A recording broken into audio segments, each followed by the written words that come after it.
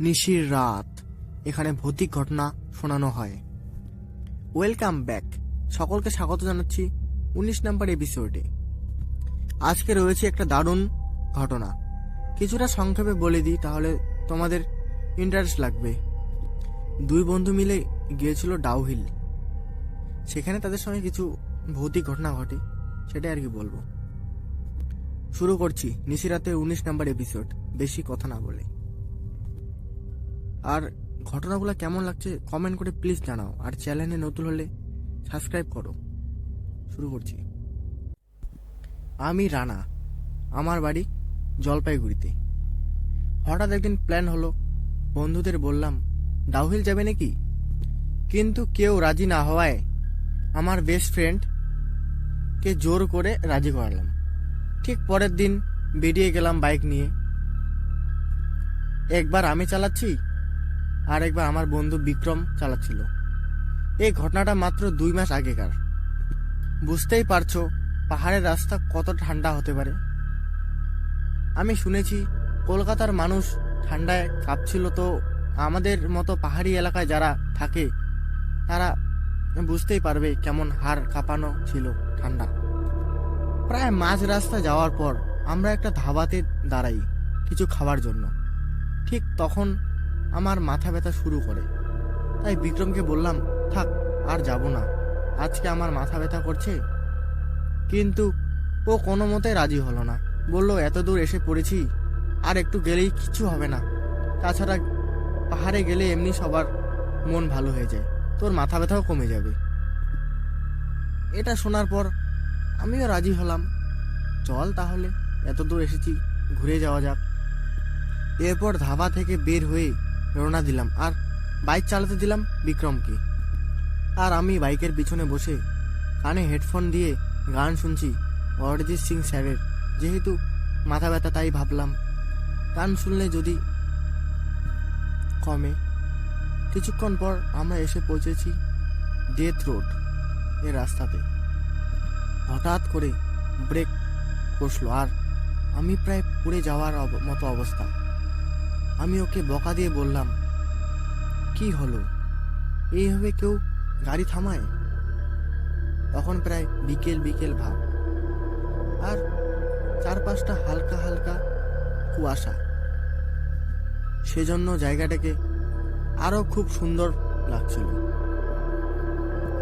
কোনো গাড়ি নেই, একদম চুপচাপ, নিস্তব্ধ।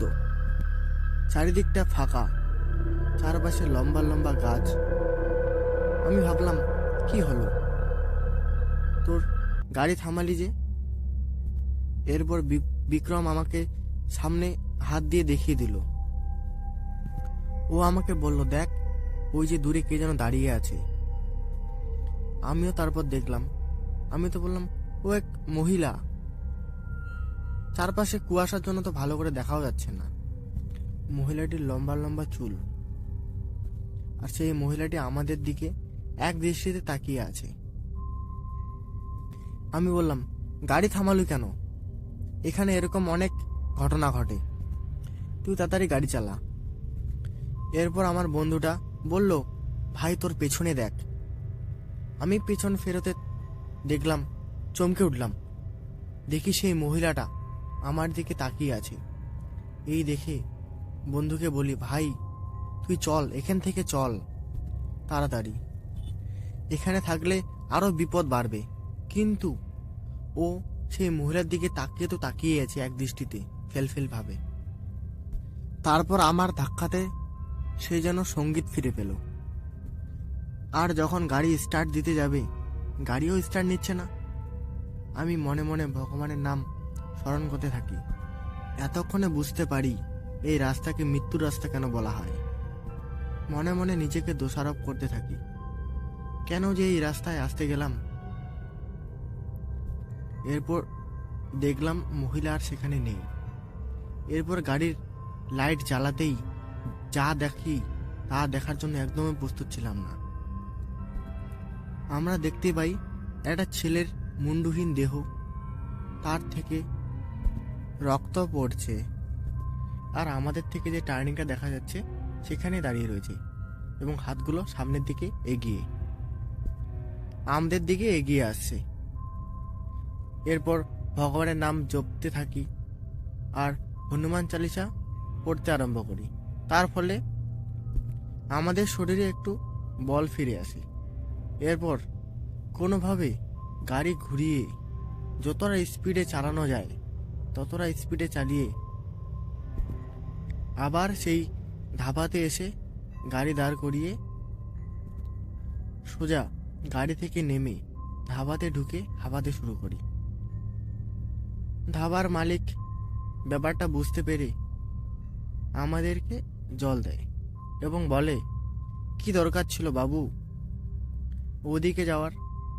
বন দপ্তর থেকে জায়গাটাকে মৃত্যুর রাস্তা বলে ঘোষণা করা হয়েছে আর মানুষজনকে কড়া নির্দেশ দিয়েছে যাতে কেউ না যায়। এরপর ওনাকে সব কথা খুলে বলি। এরপর ধাবার মালিক বলে, প্রায় ওখানে ওরকমই হয়, যারা কাঠ কাটতে যায় তারাও দেখেছে মুন্ডহীন ছেলেকে। এরপর আমরা বলি আজ রাত থাকার ব্যবস্থা করে দিতে। উনি একটা রুম আর রাতের খাবার দিয়ে দেয় কম খরচে। রাতটা কোনোভাবে কাটানোর পর পরদিন খুব সকালে ঘর ছেড়ে দিয়ে সোজা বাড়ির পথে। এরপর বাড়ি এসে 5 দিন টানা জ্বর, দুজনে বাড়িতে। অনেক বকা খেয়েছিলাম। তারপর মা ঠাকুরবাড়ি থেকে দুজনের জন্য তাবিজ নিয়ে এসে পরিয়ে দেয়। পরার একদিন পর প্রায় জ্বর কমে যায়।